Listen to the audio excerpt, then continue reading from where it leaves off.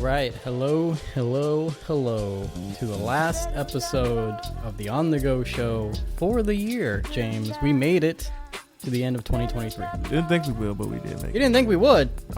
No. All this hard work we've been putting into No, this show? not the podcast. I thought podcast, I knew we were going to make it, but it's about just as a whole, as the world. Yeah. Yeah, I didn't think we were going to make it, but we did. Well, sometimes life surprises you, Yeah, right? So yeah, last episode of the year. How are you? How's your week been? It's been okay. Yeah? Yeah, it's been really okay. Christmas was good, of course. So, Good. just want to get through this year and start off new fresh. I know, we're almost there. Yeah. Almost to the resolution time. Are you big on resolutions? Not particularly. I just have goals that I try to set, or okay, this year I want to get to this, or this year I want to do that, and blah, blah, blah. And Me too. sometimes I do it, sometimes I don't, and Yeah. Have you always had resolutions, or just like no? I think I've tried resolutions before. I think everybody does, right? We've all tried it. It's just part of lose weight is always the main one. Yep, losing weight. But it's just part of our culture to just be like, new year, new me, and blah, blah, blah. But, you can start fresh anytime. It doesn't really matter. Yeah, it shouldn't really matter. No. Yeah. I think it's just giving the date to start. Like when you go on a diet, people will be like, I'll start Monday. And then the weekend before, they just like pig out because the last day I'm ever going to eat like that again. Exactly. And then Monday comes around and they don't start their diet, and they're like, next Monday. And then next weekend they just I just think it's so stupid. I'm sorry. Yeah, I just don't like. I'm with you. I think goals are better. Yeah. Set that one goal that you need to set. Yeah. Mark it off the list and say, hey, I accomplished that one. Now move on to another goal. Yeah. Or just things that you want to accomplish. Things that you want to accomplish. Yeah. Maybe don't put it on such a high pedestal. Yeah. Mm-hmm. I think some people put it on such a high pedestal, and then when they don't meet it, then they're like, oh man, this was the worst year ever. Yeah. Yeah.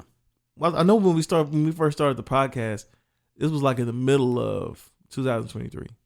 No, it was towards the end. Yeah, it was towards the end. Like but when we decided, remember at your wedding, at the reception, I was like, hey, I want to do a podcast. Oh, yeah. Now, I may have been a little drunk, but at the same time, I also knew, I was like, yeah, I really want to do a podcast with Jacob. So that was like in April. Yeah, that was April, and I think I came around June. I was like, hey, when are we going to do this? Yeah, you dropped by the job. It's like, so, when you want to do this? Yeah. I was just cleaning. yeah, anytime, Jacob. Yeah, that was funny. Well, I mean, you don't tell me you want to do a project. Hey, because man. I will jump on that project. I will be like, let's do it. Hey, I'm more than grateful for you. I think we've been doing a good job, and I'm very happy with our podcast. I think we're gonna only get better from here. I think so too. I'm happy. Yeah, too. It's fun, and we do a bunch of extra things, and I like doing those things. And we're getting comfortable with one another. We are. Although I always thought we had good chemistry anyway. This is one of the reasons why I wanted to do a podcast. Yeah. But I think even more now, we're even more in sync. Yeah. You know what I mean? So I feel it. I can hear it in the recordings. Me too.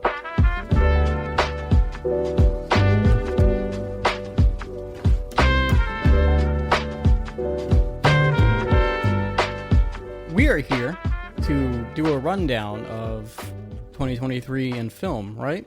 Yes, sir. This is our Friday edition, which we're working on a name for it.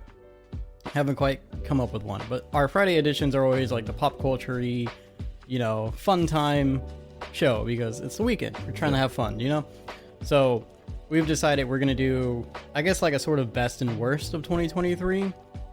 I think you're going to do a best and worst of 2023. I think I'm just going to go through a list of movies that I've seen and, just be like, I like this and I didn't like this and blah, blah, blah.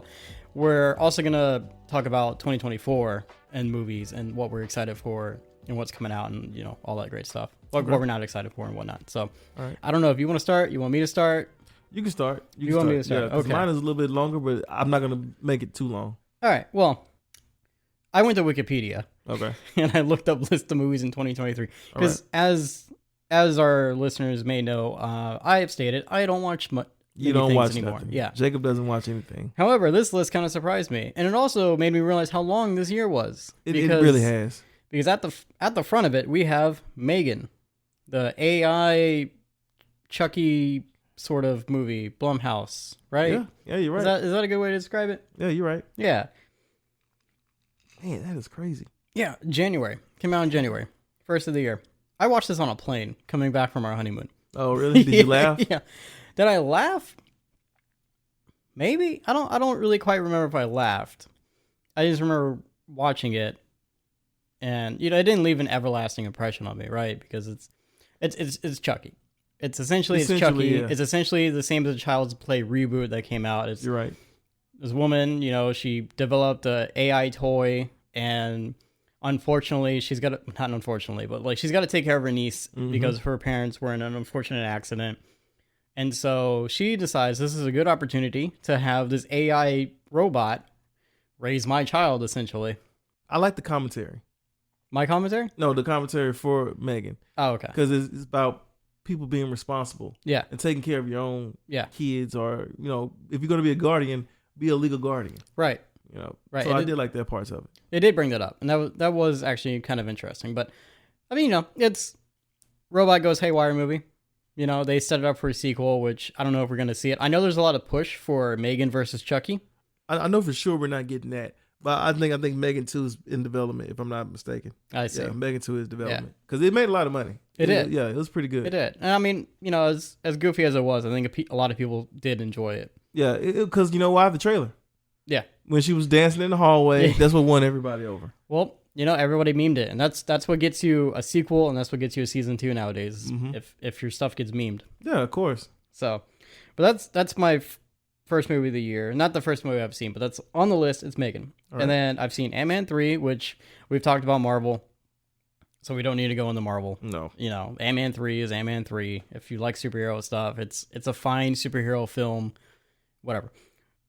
After that, we have Cocaine Bear, which I also didn't realize it came out this year. Man, it really makes you realize how long the year's been. But Cocaine Bear, you were telling me before we started recording that you haven't seen this movie. Never seen it.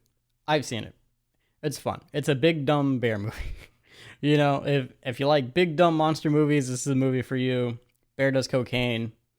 He starts killing people and whatnot, and then there's like a little subplot with drug dealers because that's how the bear got the cocaine. I do know O'Shea Jackson is in there. Yes, he is. Yeah, I know that much. Yeah, but I think it's a fine movie. I'd watch it again before I'd watch Megan. Really? Yeah, I think so. It was on Peacock, so both of them on Peacock. So Are they really? yeah, Well, Peacock has everything. it was Universal. Ah, that makes sense. Mm-hmm. So after Cocaine Bear, we have 65. Whoa, Have that you movie seen was rough. 65? Yes, I did see it. That movie had potential. It had potential. It had potential, and spoilers for all of this, really. But the thing with 65 was they spoil it in the trailer, and they spoil it at the top of the movie, right? Because it's just Earth. It's Earth 65 million years in the past. For whatever reason, Adam Driver lands on Earth. I don't think he lands. Like it was like a rescue mission, right? Mm-hmm. Yep. So it was a rescue mission because I guess there was a ship with like people cryogenically frozen, and they crash landed on this planet or whatever. They never really explained. Never explained. I was just about to say that. That's what I was gonna let you finish off, but they never explained it. They never explained where Adam Driver's from. Is it? Did he get sent to the past? We don't know. So that's another thing about it. Was And like his daughter died. Yeah, his daughter died, or she was sick. Yeah, she was sick and she died. And she passed away. Did she die? I don't. Yeah. I remember she was sick. I didn't remember if she died or not. I think she did. Yeah. Yeah, but and then they changed. They turned it into this whole like Adam Driver's got to protect this little girl, and there's a language barrier, and there's dinosaurs, and I saw those with Joel, and Joel hated the fact that he had to like take care of the little girl because it's like it's that movie where it's like the adult has to watch the dumb kid, and the dumb kid keeps doing dumb things. And he was right. You know what? Joel's not always right, but when he is, he's right on with this one. I did not like that either. Yeah, no, I mean, I think they could have still done that, but in a different way. If they would have restructured the script, because I think early on in the movie he crashes and he's like, well, time to kill myself. Yeah. And then he realizes, there's like a living person somewhere on the planet, and he goes and finds it. I think if the first half of that movie would have been just him surviving, and then the back like 20, 30 minutes of that movie would have been him, first of all, losing faith, doing the whole suicidal thing, and then realizing, oh no, there is one last person still alive. Would have been a lot better. And the last 20 minutes is like you getting this little girl off the planet. I think that would have a been lot fine. better. Yeah, you're right. You're right. It was also like an hour and something minutes. An hour. I know it was like hour and a 45, half, probably hour yeah. 45. Yeah. Which I was happy about that, by the way. Yeah. Short movies are always good. How'd you feel about the dinosaurs? You know, the dinosaurs were interesting because I feel like, Did it rival Jurassic Park? You think? well, no, I mean, Because it was Jurassic Sony Park- behind this one. Was it Sony? Yeah, it was Sony behind Yeah. this film. Universal must own the rights to what dinosaurs look like. Yeah, so they Because- couldn't really use the dinosaurs that they wanted to use because Mhm. like you said, Universal owns the rights, so they had to kind of change it up, change Yeah. the look of it a lot. So that's Yeah. why I asked you like, what you think about the dinosaurs? Yeah, I did notice some of them were kind of funky. I think some of them were just giant lizards. Yeah, Like, it weren't even dinosaurs. It was like giant iguanodons or something like that. But yeah, you know, it's always weird when you see a dinosaur property that's not Jurassic Park because they don't look like They don't look good. dinosaurs, and then they don't have the regular sounds because I guess Universal just has Universal all those got all of it. assets. Yeah, you're right. That's kind of funny and kind of crazy to think about. So would you call it one of your bad movies? I think so. Yeah. I think so. I would put 65 in the bad category. I would put Megan in the okay category. Cocaine Bear in the good or fun category. Because I don't want to say these are the best or worst movies of the year. These are just what I've seen. Movies that you like. Right, and you know, like what I enjoyed, what I didn't enjoy. Yeah, that's all that matters. That's how I'm taking this. Yeah. Yeah. So next we have Shazam 2, which we watched that on HBO Max. So I didn't get the theater experience for this Good one. job. Good job. But yeah, this one kind of disappointed me too. This would go in the bad category, honestly. See, I actually liked that movie. I know, actually liked it. I know, and I think I poked some holes in it for you when I was telling you my opinions on it, because like, Which was fine. I mean, I'm not you know you're not gonna see me sit up here and defending it. yeah, but no, it's the fact that like they set up the Shazamly in the first one, and then they almost immediately take them away in this one, and then. Well, they don't really take them away, do they? They set up the whole like families having issues being in a team or whatever, and then you're thinking like, okay, cool. At the end of this movie, they're all gonna come together, obviously, and they didn't do that. Shazam fought a giant dragon, and he fought the goddesses by himself, and then what is it? Shazam's the brother of Shazam, whatever his name is. God, you talking about the guy that was on crutches? The kids on crutches.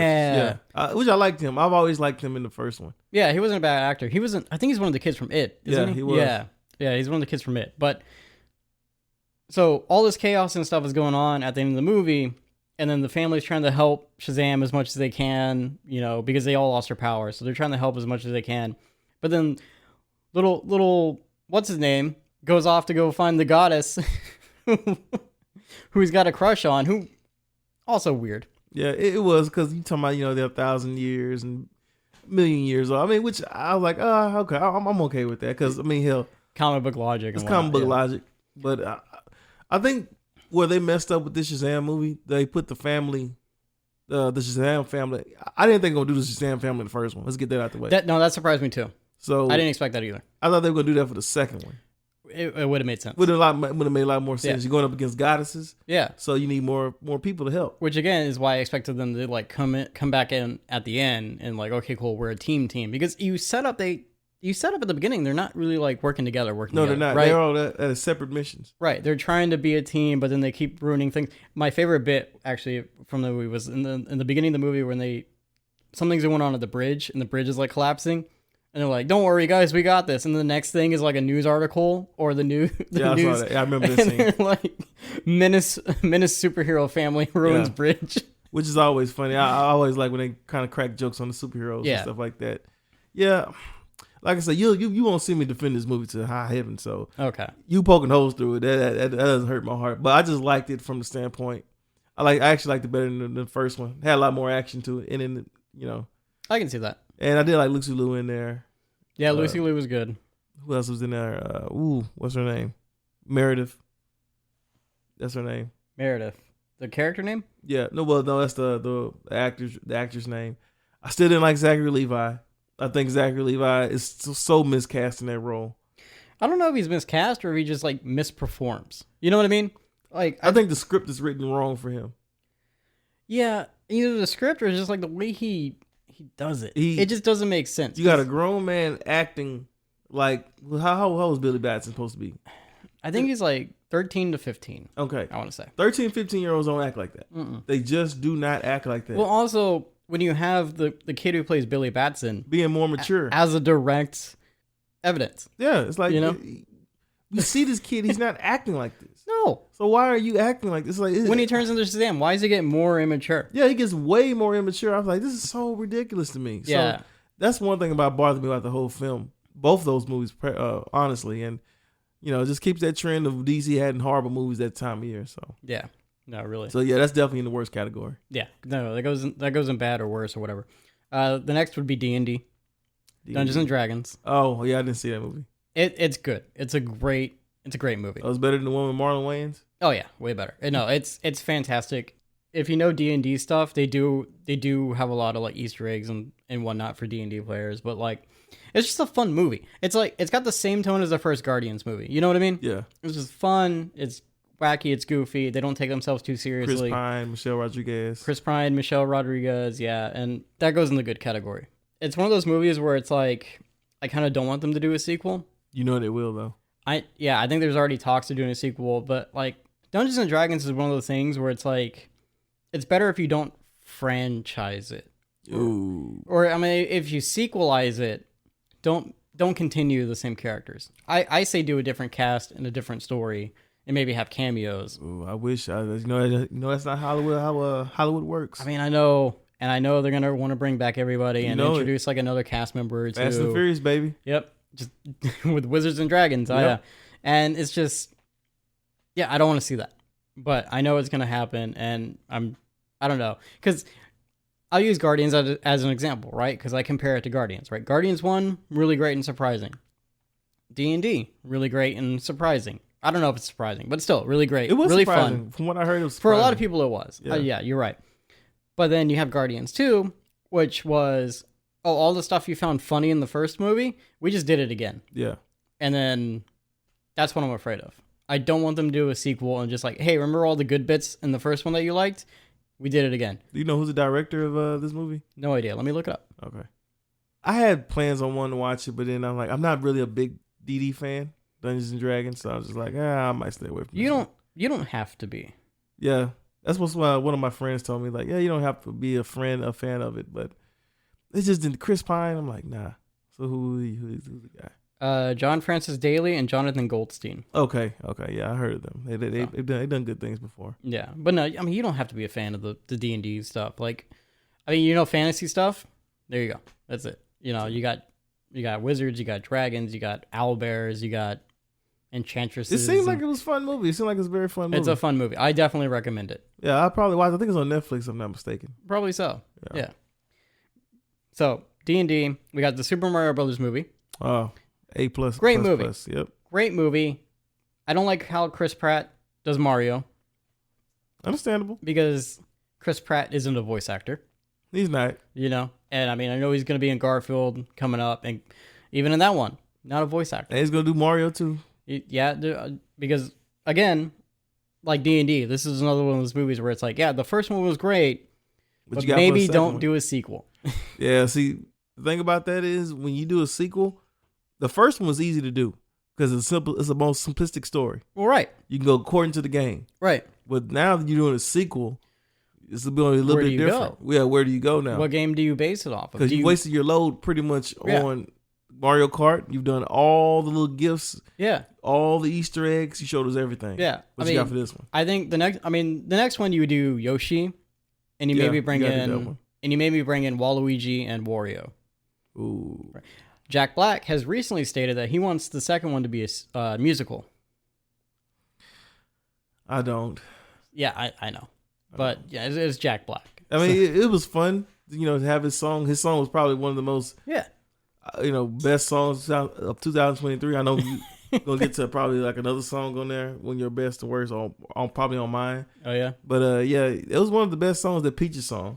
Yeah. But I don't think I want to see a all straight away musical. Yeah, Mario. no, because he was referencing Joker 2 coming out next year.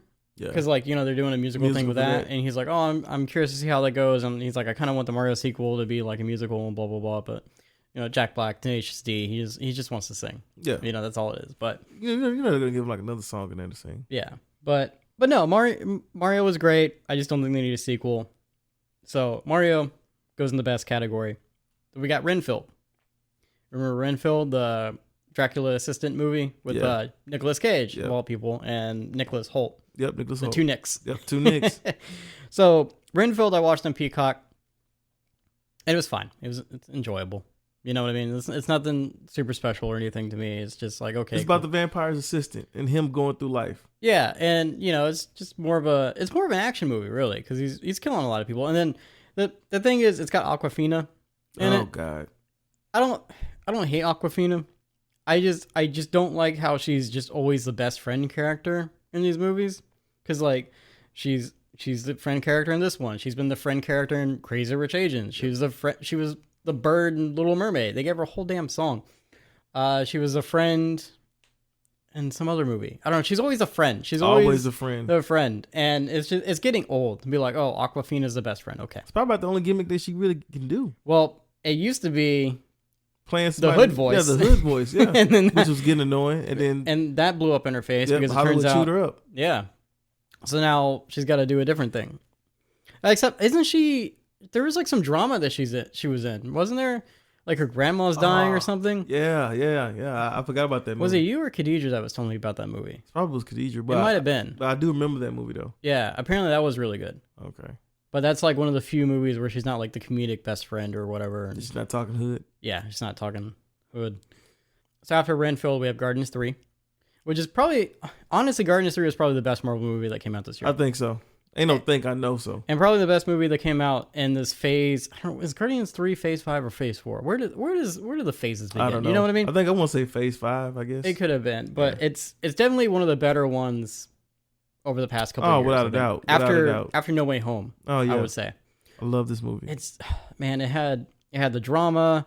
Honestly, it could have just been all drama. The thing that bothered me was like when they would go back to like the Guardians doing goofy stuff. Or like you have Drax and Mantis doing goofy things, and it's like go back to Rocket and this whole existential crisis and this sad backstory and the body horror. Honestly, the High Evolutionary is a great villain. They should bring him back.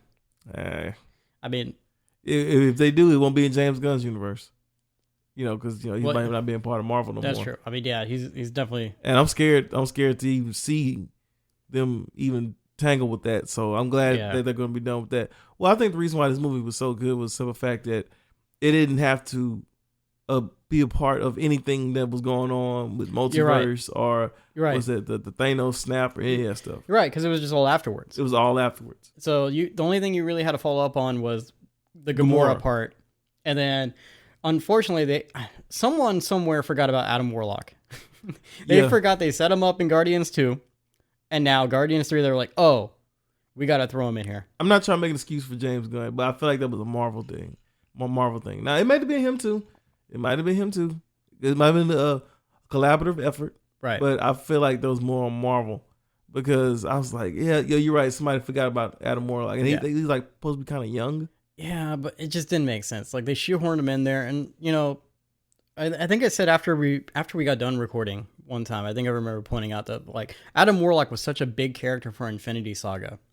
And now, you don't get that.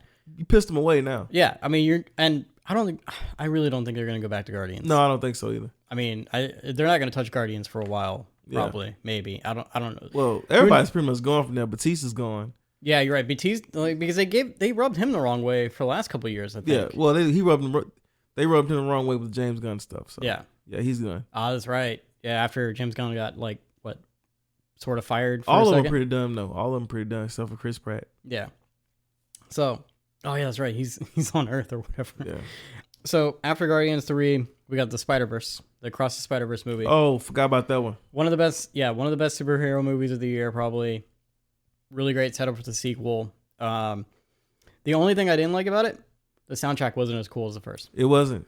Like, I don't know. Like, I was super excited for the soundtrack. It's one of those movies where it's like the soundtrack goes along with the movie so well, like the first one.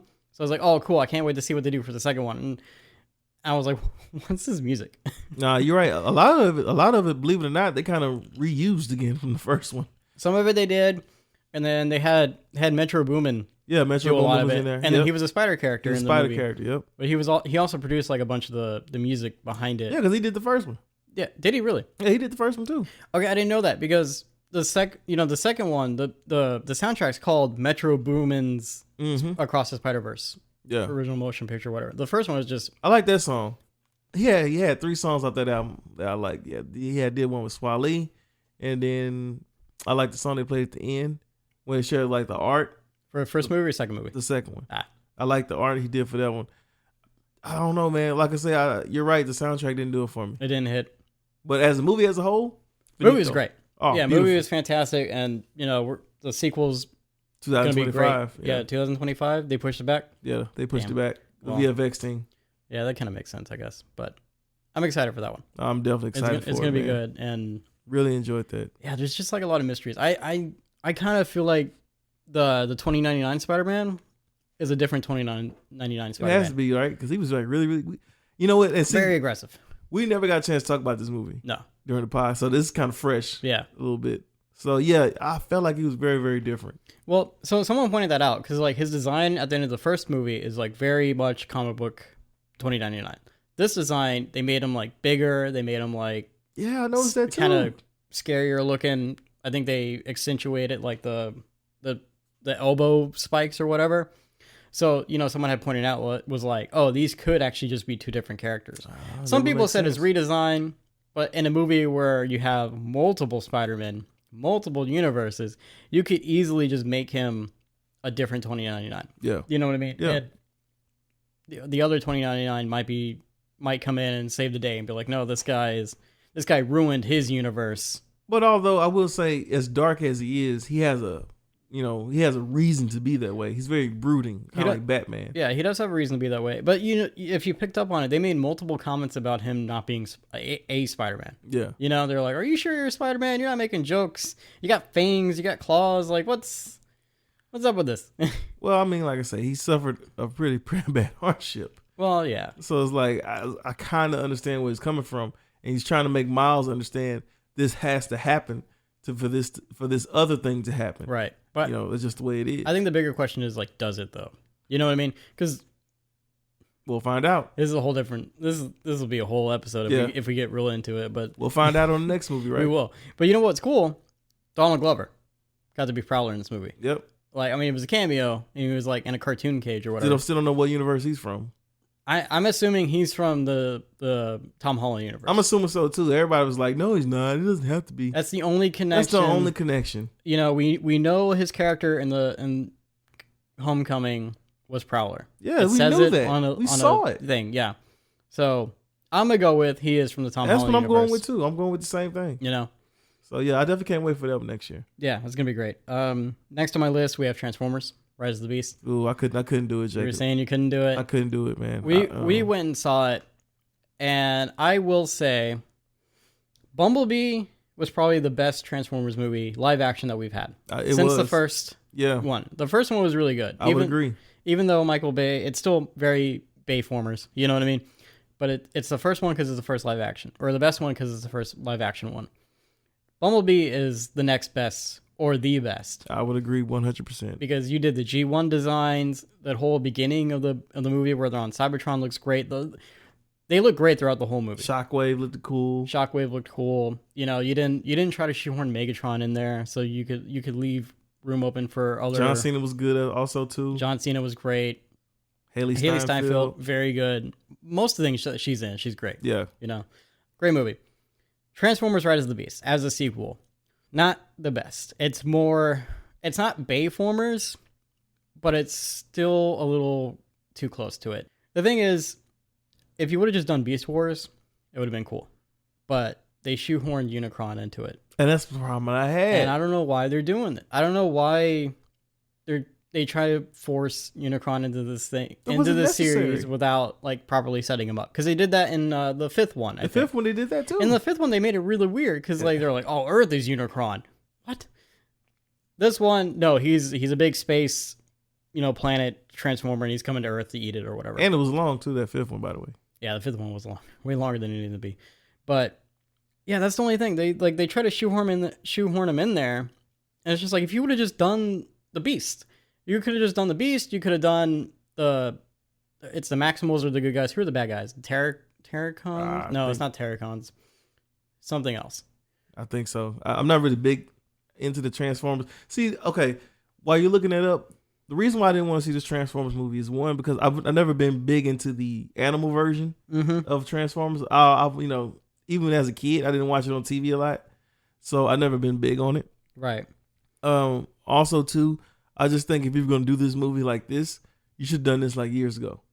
You should have done this forget that Mark Wahlberg Transformers. You should have forgot those and then did the Beast movie. That's my opinion. So it was just a lot of reasons. I just did not want to see this movie. I just didn't want to see it. And hearing you talk about it is more clarification. I mean, I understand where you're coming from. Yeah. The villains were called Predacons. Predacons, okay. Yeah. But yeah, they should have just done the Predacons, and they didn't. And I think that's where it kind of loses it, right? Because how about that end credit scene, huh? You know what? I'm not against it though. Oh my Lord, have mercy. I don't feel like I'm against it because spoilers, but you want a spoiler button for it? To whoever cares. Yeah. So Hasbro is gonna cross this over with G.I. Joe, and they're gonna do some sort of G.I. Joe reboot, I assume. Which, you know what? As wild as that sounds, if you do it right, it could be fun and exciting. I don't have a problem with that, but how many kids do you think remember G.I. Joe or know G.I. Joe of this decade? I don't know. I don't got kids. Not a lot. And it's like you're rehashing something. And this is the problem I have with a lot of these properties. Mm-hmm. You're doing something that you don't need to do. Right. G.I. Joe would have been cool. See, those would have been cool properties if you could have done that years in advance, years ago. Well, because they had the 2 and they had the Snake Eyes movie. Yeah. And the Snake Eyes movie was a failure. Yeah. It was a complete and harsh failure. It's like, why would you want to keep going to that well again? And if you're going to do it, it needs to be according to the cartoon from back in the 80s. Yeah. Don't do it like you did with The Rock. Mm-hmm. Don't do it like you did with Channing Tatum. You're trying to kind of like a adult temporize it. But the thing is, like, we know they're capable of doing it because they did Bumblebee. They did. Bumblebee was great. You could do a G.I. Joe version of Bumblebee, not version, but you know what I mean. Like I know what you mean. If you could just sit down and make it good, I think you can make a good crossover. But I don't know. It remains to be seen. I'm optimistic because I don't know. Because it does make sense to have G.I. Joe in it. It does make sense. But I'm just like, how many kids? Because I remember when I was in the movie theater and I did see that scene, a lot of kids were like, that was G.I. Joe. Yeah. But see, on the flip side of that, your statement, that can also spark kids into getting in the G.I. Joe. If done right. You know what I mean? If done right. And I'll agree with you on that. If done right. If you make it look like Fast and the Furious, it's going to be a failure. Yeah. I agree with you on that one. But yeah, no, I think if it's done right, you can spark kids back into G.I. Joe, and then, you introduce them to something new. Yeah. You know what I mean? Sure. That's the optimistic way to look at this. So that's the only way you can look at it. So after Transformers, we have The Flash. I've seen The Flash, which I thought it was okay. I did too.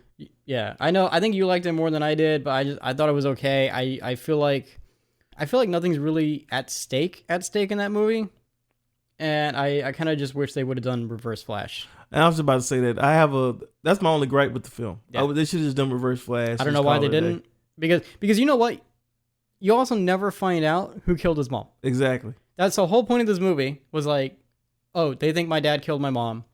I want to get him off. Who really killed your mom, Barry? You never find that out. You never find that part out. It's just him trying to save his mom prevent his mom from getting killed. Almost thought they were going to flip it and do him going back in the time and having to kill his mom, or having him cause his mom's death because he realizes he can't. Which would have been a better storyline. It would have been, because if you're not going to have Reverse Flash in it, it would at least make sense. Well, you know what I mean? And see, this is where the Grant Gustinson Flash on CW actually made a lot more sense than the Flash movie that we got. Yeah. Because they've done that before. Yeah. And it actually was pretty good. We had a whole season of that. They did a whole season of it. It made a lot more sense. This movie was like an hour, but I'm sorry, 1 hour. It was 2 hours, and they still couldn't explain everything right. No. And then you still couldn't save the other world that you still couldn't save. The other timeline. And I don't know. The performances were cool though. I did enjoy Michael Keaton. Yeah, it was fun seeing him back again. Sasha Calle. Yeah, she was good. She was good as Supergirl. Ezra Miller was actually pretty good. Ezra Miller was better when he had to act against his younger self. I thought he was good. I thought he was great at that, man. You know, it's weird because like in the beginning of the movie, he annoyed me because you know you're doing the goofy Flash bit or whatever. He's trying to be the comedic relief or you know whatever. He actually carried the film to me. Yeah, I think he carried it better when you have the younger, goofier Flash because then the main Barry looks way more mature after that. And yeah, and also too, like, hey, everything's at stake. You're like, the universe is at stake. I don't know why I'm here. We got to get back. He's very serious about things, and he's competing against his younger self, who's like, I'm just discovering. It's an interesting way to do the Flash's origins, or I'll give you that, because they redid his origins and they did the whole like he's finding out how to use his powers thing, but it wasn't in the same cookie cutter origin story. You know, which I did enjoy. Yeah, so I'll give you that one too. That was actually really good because you know I don't know if I've stated it here, but I know I've told you off air that like I'm really just tired of superhero origins. I think everybody is because they all follow the same beat, and Blue Beetle suffered that. Oh right? Yeah, we're definitely gonna get to that one. Yeah, well, I never finished it. Yeah, we're definitely gonna get to that one. But I do know it suffered like the origin story beat, right? Discover powers, figure out powers, villain has similar powers, end of movie. And that's it. Yeah, so I am glad the Flash like was able to retell the Flash's origins in a fun new way. Like I say, I know the VFX were awful. I know everyone was coming down Warner Brothers' throat about that. I won't miss any words about that. It was pretty bad. I enjoy Michael Keaton. Anytime I can see Michael Keaton come back and play Batman is always great. What else did I like? Ezra Miller was gold. Yeah, man, I just really enjoyed the film. I also love the jokes too. The Back to the Future jokes were funny. Yeah, it had good and okay parts. And Michael Keaton told the multiverse better than Marvel has with spaghetti. Well, a pot of spaghetti. Yeah. You know what? I'll give you that. Yeah, that's all I got. Okay, so we're done with the Flash. So the next movie I've seen, which I don't think you've probably seen or are aware exists, is Nimona on Netflix. I've seen it, but I mean, I've seen like the name. I don't think I've saw the movie. So it's like a kids movie, and it had some controversy, I think, when it first came out because I think like the Nimona character is supposed to be gay or something. If I remember right, I don't think the movie really touches on it too much. I think it's like a scene, or they show a gay couple in it or something. I don't know. It wasn't. You know, when they try to make these movies controversial, like. It never really sticks because that's kind of the problem I've had with these movies. Yeah, because the movie comes out and then you forget about why it's controversial. But anyway, it's a kids movie. She's a monster, and the main character. I honestly forgot what this movie's about. Okay. I kind of forgot the plot of this movie. Basically, she's a monster. They live in a world where the monsters are kept outside, on the other side of the walls, and she's a shapeshifter, right? So there's conflict with that. It's fine. It's a kid's movie. There's nothing really more that needs to be said about it, obviously, because I can't say much more about it. Hey, I understand, man. This movie was a long time ago. Yeah, no, we watched this movie a while ago. You're right. Next one is They Clone Tyrone. Woo! That movie's good, baby. That movie was good. Gold. That movie, it's because it's just so weird. Yeah. It's such a weird, crazy concept, and it's one of those movies where it's like you just have to go with it. It's a smart concept, man. I really enjoyed what they did with it. The performances, I don't even have to tell you. John Boyega, never been better. Yeah, you're right. John Boyega was in that movie. Okay. So John good. Boyega, Jamie Foxx, the young girl, lady from Marvel. What's her name? She played Monica Rambeau. Really? Yeah. Okay. She played the prostitute. Yeah. And her backstory, they don't really touch on it, but it was kind of sad. Like when you see her room and all that. She was supposed to be something. Yeah, she was gonna be something, and well, that's the whole point of the movie, right? It's like, basically, people are taking the hood, and they're experimenting on the people in the hood, and then they're experimenting on them. Yeah. To change somewhat get rid of them. Right. In some fashion, and man, the ending of that movie was definitely like. Yeah, because that's the whole namesake of the movie. You're like, where's this Tyrone character come in? And then at the end, you're like, oh, there's another John Boyega in this movie. Mm-hmm. It was so good. We're not explaining this movie right, I don't think, but it's such a wacky movie. Basically, the main character finds out. Tiana Paris, I'm sorry. Okay, Tiana Paris. The main character gets shot in a drive-by. I can't think. He got shot in the hotel complex. Yeah, he got shot in a hotel complex, and then he wakes up the next morning like nothing happened, and then that causes him to be like, "What's going on?" Jamie Foxx is like, "I saw you die. Yeah, how did you come back?" Jamie Foxx saw him. Right, Jamie Foxx, such a wacky character in this movie. Yeah, he plays the pimp. Yeah, he's funny. So it causes them to investigate what's going on, and they realize there's like this whole cloning thing under the town, and then it's just. And Kiefer Sutherland is also in this movie too.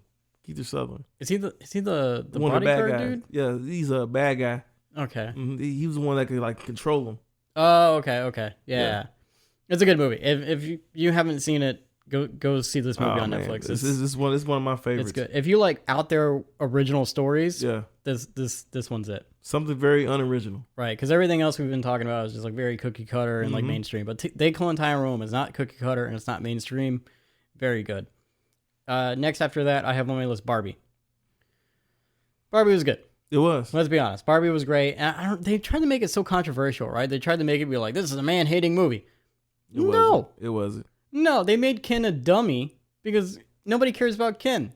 That was the whole point of the movie. That's the only part I probably didn't like was that they kind of how they did Ken. I was like, But it's because no one cares about him. Which is good commentary. Is like, hey, everyone should be cared for. You're right. No one should be stepped over. You're right. Looked over. You're right. And that's the conflict of the movie. And at the end of the movie, they're like, oh, actually, maybe we should start treating Ken. You never find out where Ken sleeps. There's a joke in that movie where they're like, where does Ken sleep? And Barbie's like, I don't know. I mean, I think what the controversial part comes in at is when he goes to Earth. Well, not Earth, but the other dimension. Yeah. And he finds out that, the world is dominated by men. Yeah. So he goes back to his world. Horses. Yeah. Yeah. So he goes back to his world and he wants, he gives all these guys their knowledge. Yeah. All the other Ken's knowledge. It's like, hey, we need to start taking over. On the other side of the dimension, we're all kings. Yeah. So that was a good story in there. Yeah. That's why I really like this movie a lot. Right. Because when this movie first came out, I was like, I'm not going to watch this. Yeah. I really like the fact that they doubled down on the everything is plastic in the world. Yeah. Like the Barbie jokes alone were just good. Yeah. That from the get-go made me realize it's a good movie because like when you realize the movie's not taking themselves seriously, it got a little existential at the end. Yeah, it was a little bit too much talking. Got a little weird. I was like, oh, okay. But speech time. Yeah, but it is what it is. It's a fun movie. It's a funny movie. Go see it. Margot Robbie's great. She's great in everything she's in, I think. Somewhat. She had a rough one. Yeah. She had a rough patch. Couple ones. So the next is a TMNT, Mutant Mayhem. Loved it. I liked it, but it's that movie that made me realize that like this wasn't made for me. It wasn't. It's made for the kids nowadays, and that's fine. You know what I mean? But it's like it's kind of like when you realize like, oh, I'm no longer the audience for this film. You know what I mean? Yeah, I mean it's like this sometimes. You realize kind of like Power Rangers. Yeah. The new stuff, the new Power Rangers is not for you. No. So I had a hard time relating to the jokes and stuff, and I kind of felt like the jokes were a little too kiddie. Yeah, they were just like, this is what kids sound like, and it's like, is that what kids sound like? Yeah, it is. Yeah, it is. So it's a pretty accurate depiction. That's speaking of going back to Shazam, that was not a very accurate depiction. And when you look at TMNT, that's a very more accurate description of how kids act. You're right. That's why I like that movie so much. And Seth Rogen did such a good job with portraying that. He did. I will say, I am tired of them putting glasses on Donatello. Is it because you got glasses on? It's because it's because like that's such a trope, right? Like, oh, you wear glasses, you're smart. That's such a trope. Why are we doing this? Yeah, that's right. Because you wear glasses. I don't think you're that smart at all. Yeah, exactly. I'm kidding. I'm joking. I don't think I'm that smart. I'm joking. But you know what I mean? It's just like it's that trope where it's like people who wear glasses are smart. It's like I get it. Donatello is a smart one, but maybe give Raphael the glasses if you're gonna do something. I didn't think we were gonna have. I didn't think you were going to go off a rant. I didn't think you was gonna start having a rant. The hell did this come from? The hell did this come from? Pent up rage. Damn. I didn't think you was gonna have a rant like this. You do have a point though. If it helps any, you do have a point. Right? No, you're right, because every cartoon has that one person that has to wear glasses. Like it's supposed to be that way to describe to the person that's watching the movie or show that this is the nerd. Yeah. And then you got the one person that dresses like real radical. Yeah. This is the what you want to call him? The the extreme person. Yeah. Like, is there a way of description? Yeah, the wild one. Yeah, but, Donatello, for years, he's never had to wear glasses. He's never had to wear wear glasses. And, it started with the Michael Bay movies, because the Michael Bay movies did it too, yeah. gave him goggles or whatever. And he had on goggles. I don't know. I was just like, stop giving Donatello glasses. And it's never like the glasses like you got on. It's always like the glasses with the ripped up. Why are you doing this to Donatello? It's like, why? why are you mistreating this? He's a mutant. He's got it bad enough. You know what I mean? Oh man, the characters were cool in here. I did enjoy that. Ice Cube was funny. All the mutants. I thought that was so cool. Like, me too. You didn't do Shredder right off the gate. Oh, I love that part. That was great. You really, and everybody was so disgusting. It was so funny. Yeah, they were like, oh man, that was disgusting. They were like, when they had bonded together. Well, even the people in this movie, because remember they're like, "Oh, we can't let the people see us," and the people are also grotesque. Yeah, the people are just grotesque. It's like, what do you mean? The artwork is good. So I think it came out recently that they had stated that like the reason why they drew the people in the world so funky looking is because that's how the turtles see it. Yeah. Okay. Right? Oh, okay. Because to them, they're normal. That's cool. Right? They've always looked like that. They're used to seeing each other. They're used to seeing Splinter. They're normal. The humans to them look like the mutants. Oh, that makes sense. So, like, we're seeing the world through their eyes in the movie. That's how that's supposed to be. You know, when I saw this movie, I was like, this is like a movie that Jacob would work on. Because I don't know why. For me, personally, like, I always seen you working with a guy like Seth Rogen. Yeah, I don't know. I don't know. I kind of see that. I kind of see, but it's like a movie that you would work on. It's just like a movie that you... I mean, I like Ninja Turtles. It's fun. Yeah. It's fun. So, we have Meg 2. That's the next one. The Meg 2. Big Dumb Shark movie. And these are all movies that you've seen? These are all the movies I've seen. I'm listing all the movies I've seen here. Excuse me. Yeah. Meg 2. Big Dumb Shark movie. Jason Statham fights a big dumb shark. There's a big dumb octopus or kraken or whatever. Had more of those in there than the actual shark, but hey, that's a story for another day. Yeah, but I think it was a fun movie. I enjoyed it. I thought it was better than the first. About as much as you can say about the Meg. That's about all you can give. Yeah. A Haunting in Venice, the Oriental Express sequel. You didn't like that one too much? No, I did not like that movie. I enjoyed it. I don't know. I enjoy those movies. Like the Whodunits. I enjoy Whodunits, but not this version. Not this one? Yeah, not this one. I thought it was an interesting take because it's like it's kind of a ghost movie, but not a ghost movie. Yeah. So I thought that was interesting. You know, it's just like a different take on Whodunits. And maybe it's not. I don't know. I don't see too many Whodunits, so maybe they've done that before. But yeah, they tried to do it. I mean, Scooby Doo, like Scooby Doo. Like, all right, good point. Good point. Yeah. After that, we have The Creator, which I fell asleep during. So, yep. That's what you get for watching it at night. Yeah, we talked about that. We talked about it on an earlier episode. So if you want to hear my review on The Creator, go back and listen to that episode, folks. Yeah. I think it's like 4 or 5 or something. But yeah, I need to watch it again because I was interested in it. It did seem really cool. But do you think that Denzel Washington's son's ever gonna take off? Just a quick little. I was hoping so because like Tenet was such a hit, right? Hit. Well, okay, no, yeah, you're right. No, it wasn't. It was.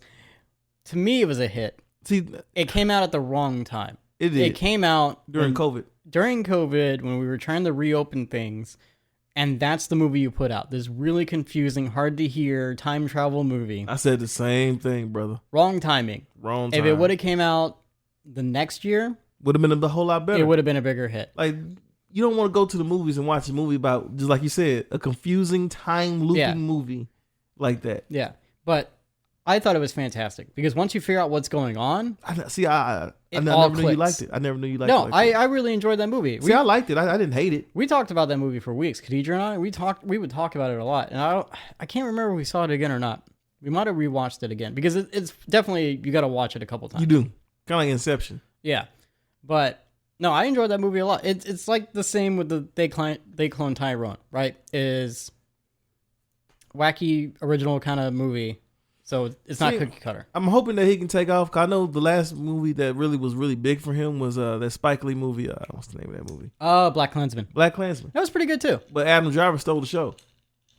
He did. So, and then he did a movie with Zendaya called Malcolm and Marie. Oh, yeah. So I'm hoping that his career can kind of take off. Maybe Green Lantern.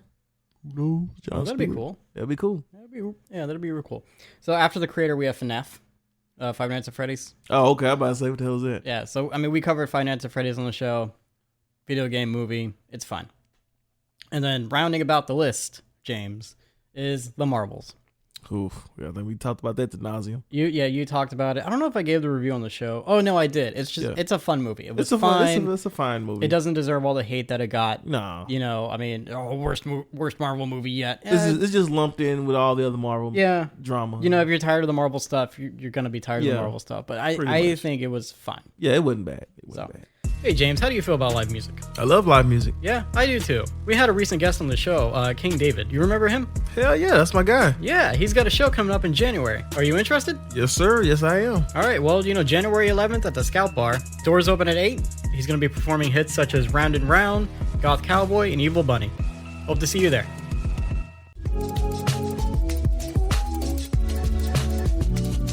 So that's it, man. That's my list of 2023 movies that I've seen. All right. So I didn't think I was going to take this long, but... That's fine. Well, the movies that you've done, I'm going to try to narrow mine down because there's a couple movies that you did not see that I was very shocked that you didn't see. Okay. So I'm going to start with Fast and the Furious. All right. Fast X. Oh, God. Oh, boy. I've heard things. Oh, man. That movie is not good. Yeah. It's not good on a lot of levels. For one, I'm tired of seeing Tyrese and Ludacris in these minstrel type stuff. Damn, you're gonna say that? Yeah, I'm tired of it, dude. Please don't take this out because it's serious. Let's go into this. I haven't heard this take on. Well, it gets to the point where it gets silly. Yeah, where you have Tyrese and Ludacris and Tyrese more just kind of yupping it up, being those funny little black guys. On the side, and then you got these other guys that are just very serious. Yeah, and they have a good storyline to them.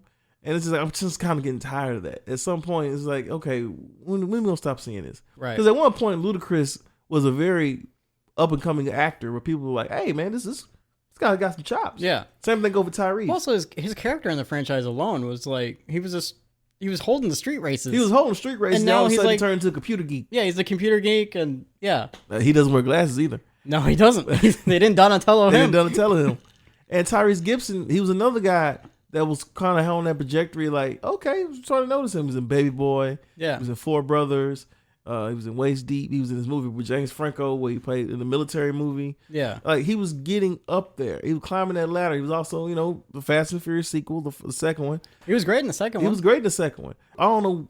We got more goofy as the series went along. Why are they making him the comic relief? Yeah, it's like, oh, man, I'm just tired of it. I'm just so tired of it. This movie here just ups the ante on just silliness. Oh, yeah. They're doing all the stuff all the bangs and bumps. Jason Momoa's in here. He wasn't anything to write home about, but he's the only one like he's having fun in it. Yeah, I mean, Jason Momoa seems like he has fun in any movie. He's basically like Joker. Yeah. Like, I'm serious. Like, he was basically like the big version of Joker. I've heard. Yeah, it's stuff he does. I know there's a scene where he blows up the Vatican or something. Yeah, he blows up something. Yeah, I haven't seen this movie in such a long time. Since that summer, I only saw it one time. I said I'll never see this again. Yeah, it's on HBO. I've been meaning to like watch it at some point, but I'm not in a rush. And then the sequel comes out next year. Oh God. So yeah, get ready for that. Oh, they're doing a part 3 to it, I think. Are they? Because I don't know. This one lost a lot of money.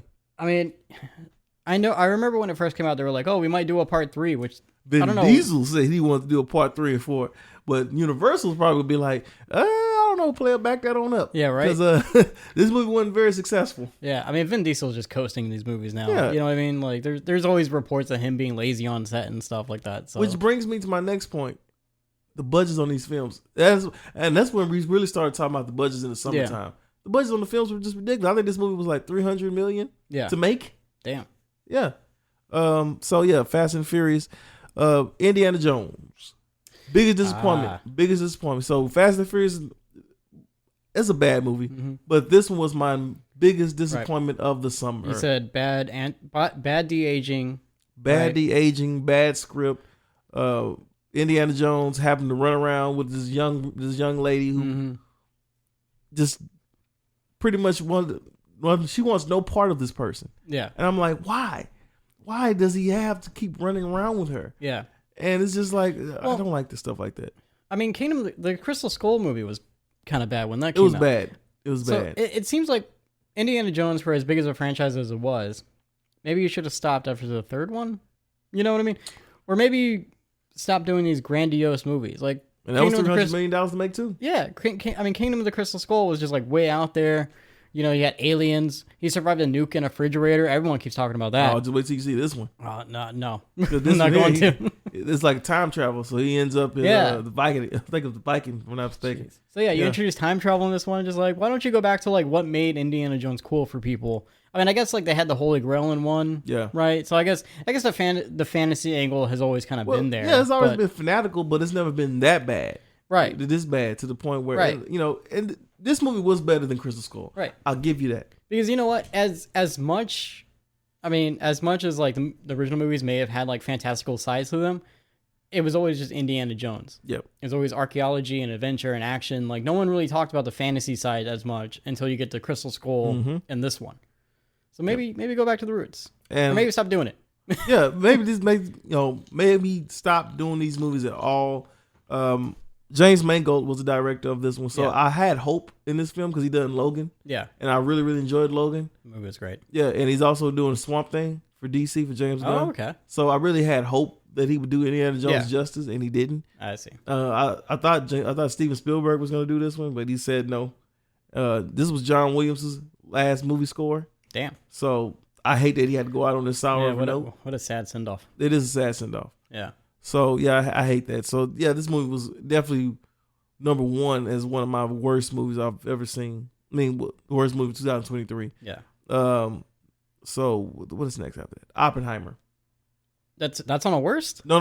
Oh, okay. That's on my good. Ooh. So, well, I'm just gonna kind of just go in and just bring them out since we kind of went a little longer. Yeah. So, because a lot of those movies that you named is already on my list anyway. Okay. Yeah. So I'm just gonna go ahead on and movies that you didn't talk about. Yeah. Oppenheimer. Oppenheimer was great. Yeah. I want to see it so bad. I never got a chance to see it in theaters. I think they're bringing it back. I think they are too. So I'm gonna try to check it out because there was only one time where I was gonna go see it and the theater was on fire when we went to go see it. Which is kind of fitting for Oppenheimer. Yeah, right? So the theater was on fire for real? Yeah, it was Tinseltown.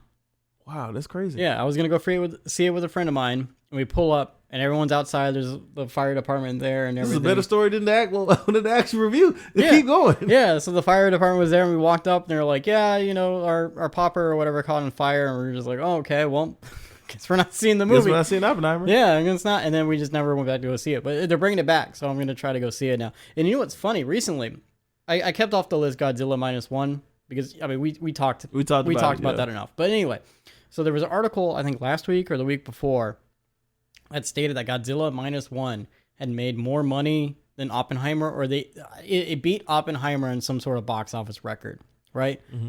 And my first thought was that's ironic because Oppenheimer, the movie about the nuclear bomb, got beaten by Godzilla, a movie about the product of the nuclear bomb. The nuclear bomb. Yeah, that's a good point. So that's a good point. Little fun fact of the day for you. Yeah, man. Look, if you haven't seen Cillian Murphy act in Peaky Blinders, you definitely do yourself a favor and watch this film. I'm gonna check it out. He is absolutely incredible. He definitely will be nominated for Best Actor. Yeah, for the Oscars. Robert Downey Jr. back to form. All kinds of names in that movie. He's done with the comic book stuff. He's rounding back to form. He'll definitely get nominated for Best Supporting Actor. Yeah, it's between him and Matt Damon. And sad part about it, both of them in the same film. Yeah, so both of them could be nominated for Best Supporting Actor. Lots of names. So that was a good movie. What's another movie? The Killer on Netflix. Michael Fassbender. Yeah, I haven't seen that one yet either. It's slow. I will admit that. Yeah, but it's worth the watch. All it's right. Your boy from that did Seven. Mm-hmm. Oh God, we really gotta get these names together. What's that guy's name? It's like we just come on the radio. We go on a podcast and we just forget the names. We just forget, man. Director of the Seven. He's a big name too. Yeah, he's a big name. I talk about him all the time. David Fincher. Yeah. Oh, I love this film, man. I love how the grainy film. I love how he shoots his films. Yeah, it's very grainy. Yeah, I love that stuff. And I love the cinematography is even better. Michael Fassbender is what kept me engaged with the film. I know it's very slow, but I still enjoyed this film. I mean, Michael Fassbender is a great actor too. So he is. As long as it's like cool and engaging. If it's slow, it's whatever. The movie has to be engaging, even if it's slow. You know what I mean? Yeah, because he plays like that hitman. Yeah. Well, yeah, kind of like a hitman. He's played a lot of inner monologuing, I assume. Just kind of a lot of inner monologuing. Yeah. But I still enjoyed it though. All right. So I'm gonna have to check it out. Yeah, please check that out. What's another one? We already talked about Spider-Man, which I really enjoyed that. Yeah. What else we got? I like how my movies were just like the goofy fun ones, and your movies are kind of the serious ones. Well, outside of your first two, I'm like Oppenheimer, Killer. Like when we did this, I was like, you know what? He pretty much named all the movies I saw. Because a lot of movies that you saw, it's the same movies I saw. Yeah. So I was like, oh, okay. Because I was gonna say Flash. I was gonna say that too. Yeah. So yeah, you pretty much named everything I pretty much saw. I'm trying to think, is there anything else that any other movies? Because we talked about Godzilla to nauseum. So let's see. Because we've done everything. Meg, we did Meg. I actually did like Meg a little bit. It's fun. It's silly fun. Big dumb movies. Thanksgiving. I love Thanksgiving. Yeah, you talked about that too on the show. Yeah, Thanksgiving was a good movie. And I think they greenlit a sequel. They greenlit right? the sequel, yep. There's another one coming out that's kind of like Thanksgiving. I think it's Founders Day. Yeah, I want to see that too, Founders Day. Yeah, that looks very interesting. Let's see, Killers of the Flower Moon. That your rival, Martin Scorsese. Yeah. You got beef with him. Yeah, that's a good one. Yeah, I do. It's on record. Hey, I gotta give the devil his due. There's man. a whole episode titled. I give the devil his due, man. This movie was good. This movie was really, really good. It's gonna anger you too. So, what exactly is that movie about?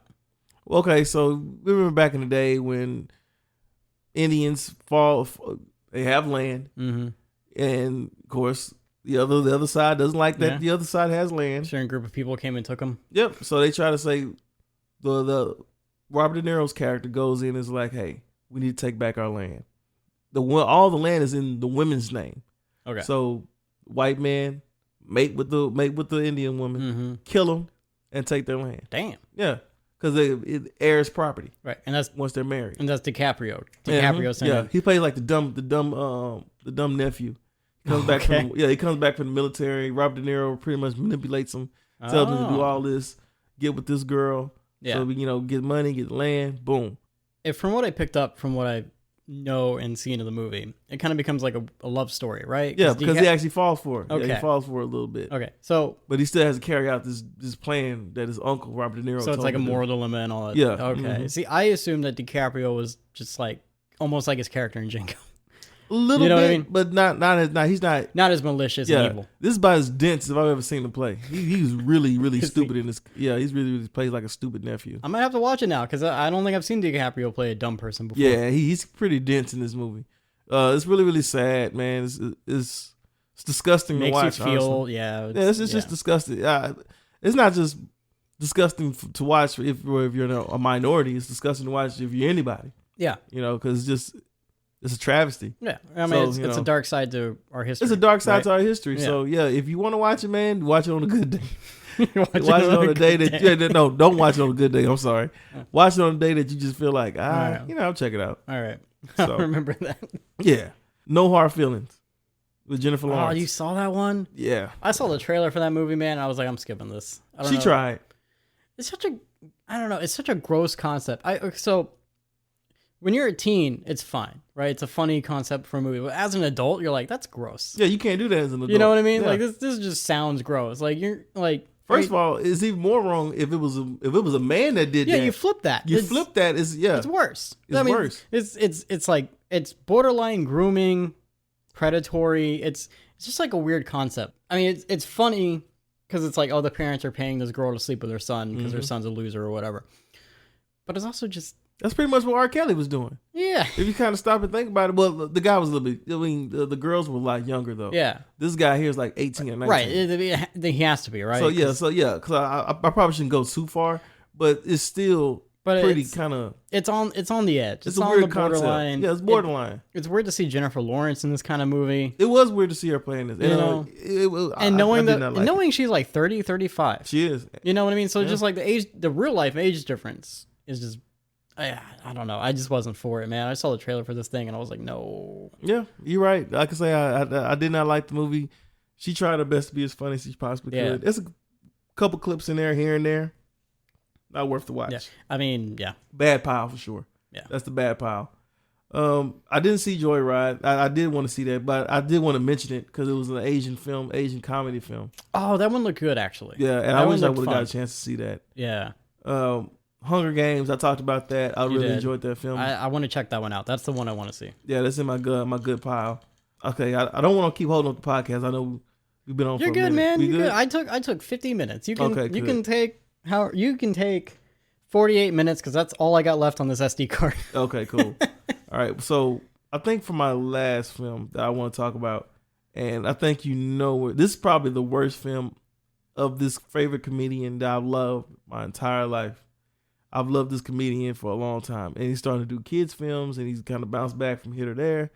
And this movie in particular that he did was just absolutely horrible with this other actor that you might know, Mr. Jonah Hill. And this movie is called You People. Oh, that came out this year? Yep. Oh, what? Are you sure? Yeah, You People. What? Hold on. Yeah, go check it out. Yeah, check it out. We talked about this movie. We did talk about this movie, and I just sure enough, it was 2023. Mm-hmm. This is another one of those movies, man. I saw the trailer and I was like, no. One of the worst movies I've seen Eddie Murphy's ever did. Yeah. From a cultural standpoint, I was just getting so sick of that.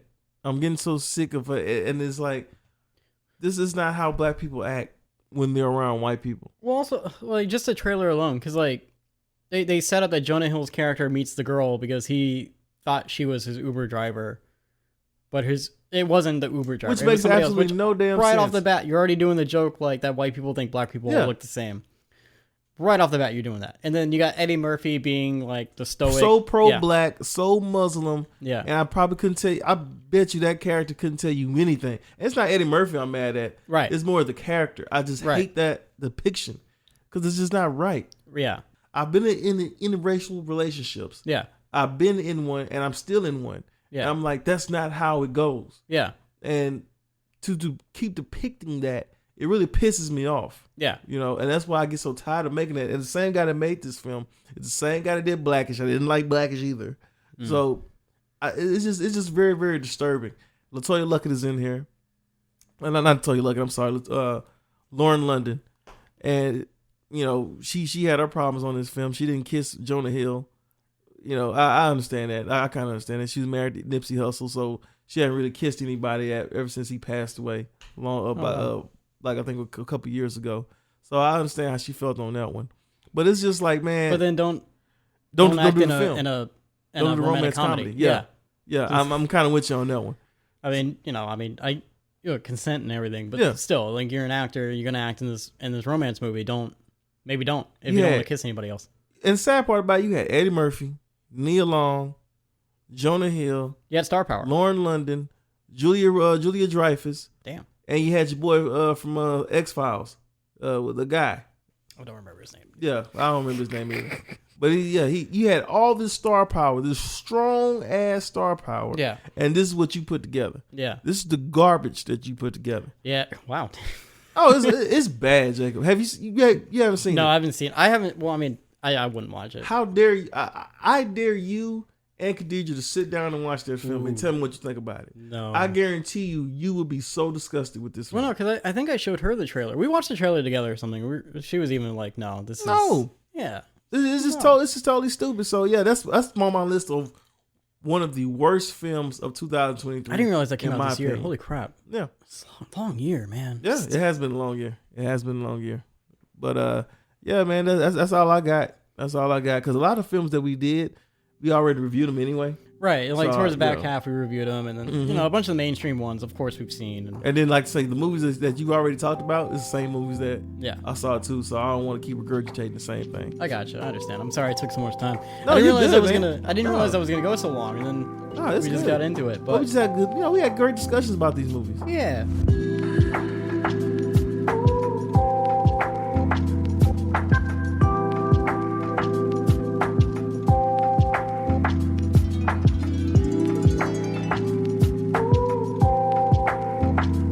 I do want to move on to what I'm excited to see next year. The list is in order of like what's going to come out because, again, Wikipedia, just January through December. True, I always do that. So, January we got Beekeeper, which is a Jason Statham, big dumb film. action movie. Yeah. I mean, I'll watch it. It's going to be fun and stupid. It's a David Ayer film too. Is it really? Yeah. Oh man, we were just talking about him. I know. After that, we have Argyle. I want to see that. That movie looks great. It looks very interesting. Done by the same guy who did Kingsman, so it's got the Kingsman feel to it. But again, fun, dumb action movie. It's a fun, dumb action movie. It's Sam Rockwell, Samuel L. Jackson, Henry Cavill, John Cena. Oh, huge cast. Mm-hmm. And also, I don't know if it's an original concept, but it's an interesting concept. It is an interesting concept. Because the girl's an author, and then it turns out the spy agency she's been writing about is real, and they got to save her. You know what that's sort of loosely based off of? What? And I don't know if this is fact, but Tom Clancy, all the books he wrote, complete fiction. Yeah. But it got the attention of like the CIA and the FBI or whatever, because like they were so accurate. They actually had to call him up and be like, what do you know? Yeah. What do you know? But yeah. That's funny. Unintentionally. Like he was just writing these stories. That's funny. Completely fictional, but yeah. See, the concept, one more thing. The concept for that actually, too, I thought you were going to say that movie with Sandra Bullock and Channing Tatum. Because she did a movie just like that where she wrote a book about an actor and it was supposed to be about a certain person. And it was supposed to be like a fantasy. Interesting. Yeah, it was pretty much like Argyle.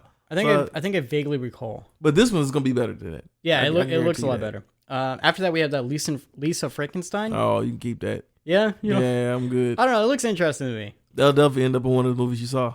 2024. Yeah, we'll see. We'll see if I actually get to it. But yeah, we'll see. Okay. Well, James has not much to say about that. Nothing. Next is going to be your favorite movie of the year, Madam Web. I want to see it because I just want to see.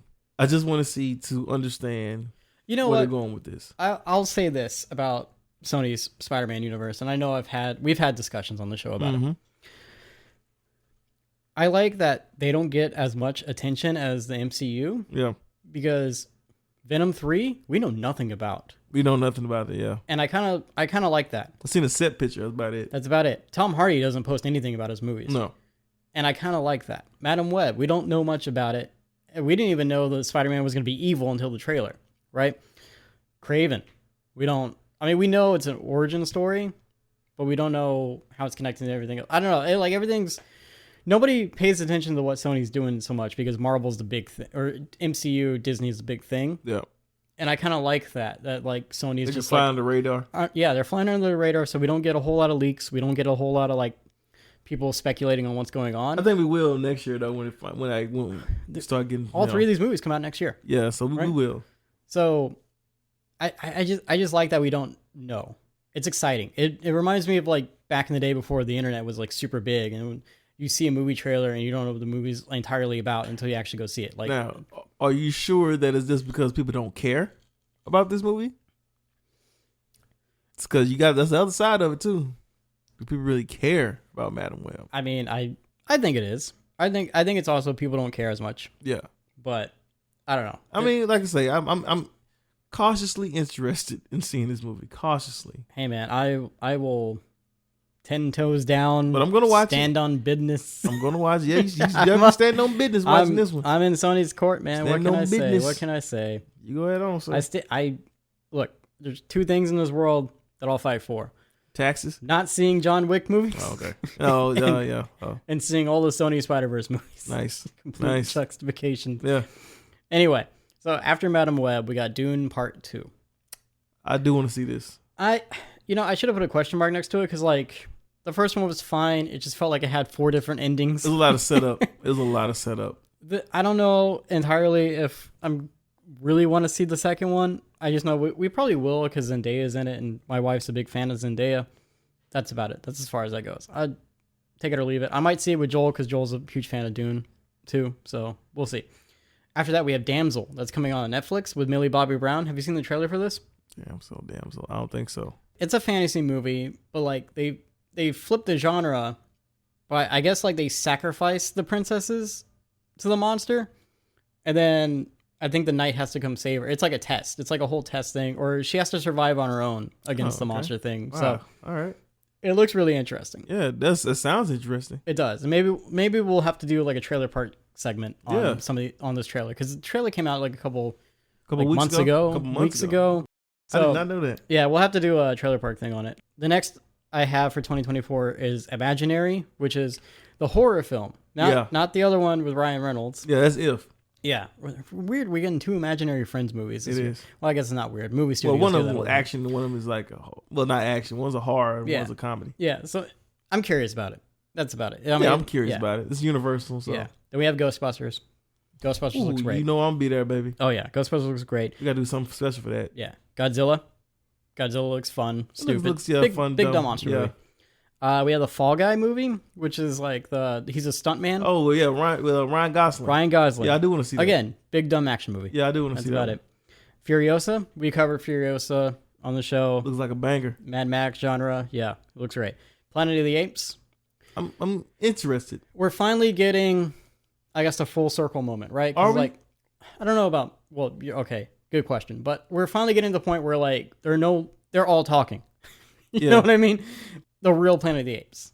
So I'm curious about it. Also, like Khadija and I just did like a binge like a couple weeks ago of the 3. Oh, you didn't do the binge of the Tim Burtons? We did. We watched Tim Burton afterwards, and yeah.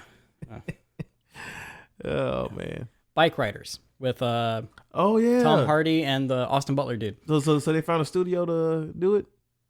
I didn't know they were shopping. I just know it was coming out, and it's still listed for 2024. So I don't know who's putting it out, but I'm interested. I like Tom Hardy. Yeah, hell yeah. I like Tom Hardy. I think he's great. And Butler? Yeah. Yeah, man, I'm all for it. It seems like a cool movie. I put Deadpool 3 with a question mark because it's. I've said my piece on Deadpool. Yeah, I think we both have. Kraven the Hunter, again, Sony Spider-Verse. I'm all there for it. I know you are. Joker 2, Folie à Deux. I'm curious to see how they do it. I'm curious too, man. Because Lady Gaga's Harley Quinn. You got the Mad Love storyline going on. Because I did not want a sequel to this. It didn't need one. It did not. I will agree. Now, this is one of those movies that you're talking about that did not need a sequel. Completely unnecessary. Yeah, this was totally unnecessary. You're right. Completely unnecessary. But I'm curious to see where they take it because they play with the whole fact that a bunch of stuff is in his head. Yeah. Mm-hmm. So I just want to see the evolution of that. And how do you do this without Batman? Yeah. Because I'm telling you now, like we begin to this part where like you can't keep doing these moves without Batman now. Exactly. You're looking kind of stupid. Exactly. So I'm just curious. It's like a morbid curiosity. Yeah. Venom 3. Again, the third Spider-Verse movie to come out in this thing. We don't know what it's exactly going to be on. I know. I think they've stated they want to put him fighting Spider-Man in this one, but again, there's not a lot of coverage on it. So I don't know what they're doing. I just don't want to see another symbiote. Carnage was cool. You do know the second one's set up for that, right? I know, but I just Toxin. Yeah, but Donnie Wahlberg. Have him fight somebody else. It was Donnie Wahlberg. You know what I mean? Have him fight somebody else. But you're right. Okay. Set up for that one, unfortunately. Okay. Wicked, the theatrical version of the musical. Oh, yeah, I'm good. Wizard of Oz, yeah. Oh, okay, yeah, I'm good. So I'm curious about it. Seems kind of neat. Oh. Sonic 3. Oh, you know I'm here for Shadow that. the Hedgehog, yeah. And then apparently there's a Jordan Peele movie coming out next year as well. And also go with that Sonic 2, that's an example of doing stories that are not very original, but they're still good. Yeah. Like we were talking about Mario Brothers. Yeah. This works. Sonic works. Yeah. Can Mario Brothers do what Sonic has been doing? That's a good question. Because the first 2 Sonics have been pretty good. Yeah. Third one could be a banger as well. I think it can be. Yeah. So I'm curious to see what that one. But also If. I definitely want to see If as well. Yeah, the Imaginary Friends. You remember Foster's Home for Imaginary Friends? Oh, I used to love that cartoon. It made me think of that. This is about as good as we're going to get. Yeah. As soon as I saw it, I was like, this is Foster's Home. Yeah, this is about as good as we're going to get. Yeah. So we'll see if there's like hints or clues or whatever, if it's related or if John Krasinski thinks he's original. I do like, he has a crap load of actors in this film too. Yeah, he does. He's got a lot of people in it, but I was like, this is Foster's. Like, did anybody tell him? Yeah, this is basically Foster's Home for Imaginary Friends. Yeah. Yeah. So we'll see how it comes out. I want to see it. It looks good. Me too. Yeah. So that's all I got. Yeah, for man. 2024 and 2023. That's it for me too. That's it. We spit it all. We spit it all out. Well, hey, this last Friday episode, last episode of the year, guys. So, hey, everybody have a happy new year. Hope everybody had a Merry Christmas. Yep. If you want to email us, you can email us at onthegopod2023@gmail.com. If you want to find us on Instagram, we're on Instagram at onthego with Jacob and James, all one word. I'm on Instagram at jacobdantone.audio. James is on Instagram at James9794. Yep. If you if you listen to our episodes, we have a poll up sometimes. We have a question on there sometimes. Feel free to answer both of those or one of those, all of those. Do whatever you want to do. We want to hear from you. That's it for the last time in 2023. I'm on the go. James is on the go. we're all on the go. Happy New Year. Happy New Year.